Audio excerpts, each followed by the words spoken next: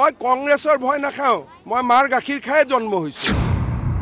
ৰাকেশ পালৰ মাকে কৈছে যে বেয়া ঘটনা বেয়া কাণ্ড দেখি মই ঘৰ এৰি দিলো। মোক সময় দিব ক'ৰ পৰা এইটো বস্তু বুজি পালে? মই ফালতু মানুহ এটা নেকি যে মোক সময় দিব? ৰাকেশ পালক সময় দিব লাগে? ৰাকেশ পালক একো কৰিব নোৱাৰে একেলগে লুটি পুটি খোৱাৰ কাৰণে। মইতো সেইটো মন্তব্য মই কৰা নাই।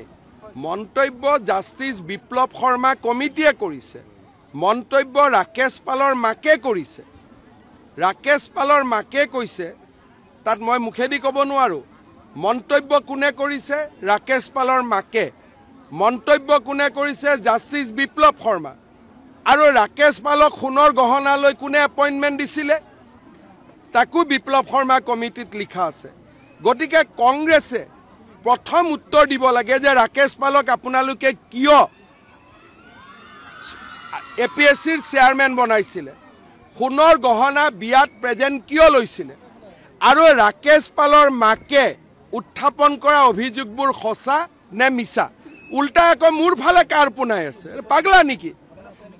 মোক কি 24 ঘণ্টা সময় দিব লাগে জাষ্টিস বিপ্লৱ শৰ্মাক। মইতো নিজৰ কথা কোৱা নাই, বিপ্লৱ শৰ্মা কমিটিৰ ৰিপৰ্টহে পঢ়িছো। ৰাকেশ পালৰ মাকৰ ষ্টেটমেণ্টহে মই পঢ়িছো। মোক কি সময় দিয়ে? মোক ফালতু ভাবিছে নেকি? মোক কি সময় দিয়ে? মই এতিয়া যেতিয়া কেছ ঢালিম কংগ্ৰেছবিলাক ক'ত যাব?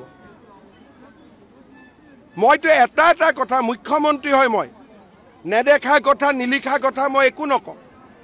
যদি মোৰ লগত সাহস আছে কংগ্ৰেছৰ এজন থিয় হৈ একেলগে জাষ্টিস বিপ্লৱ শৰ্মা কমিটিৰ ৰিপৰ্ট পঢ়ক। ৰাকেশ পালৰ মাকে কৈছে যে বেয়া ঘটনা বেয়া কাণ্ড দেখি মই ঘৰ এৰি দিলো।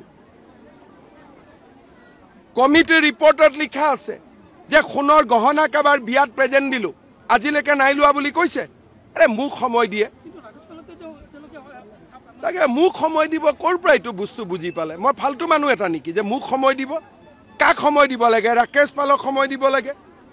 ৰাকেশ পালক একো কৰিব নোৱাৰে একেলগে লুটি পুটি খোৱাৰ কাৰণে, আৰু মোক ভয় খুৱাব খোজে। মই কংগ্ৰেছৰ ভয় নাখাওঁ, মই মাৰ গাখীৰ খাই জন্ম হৈছো।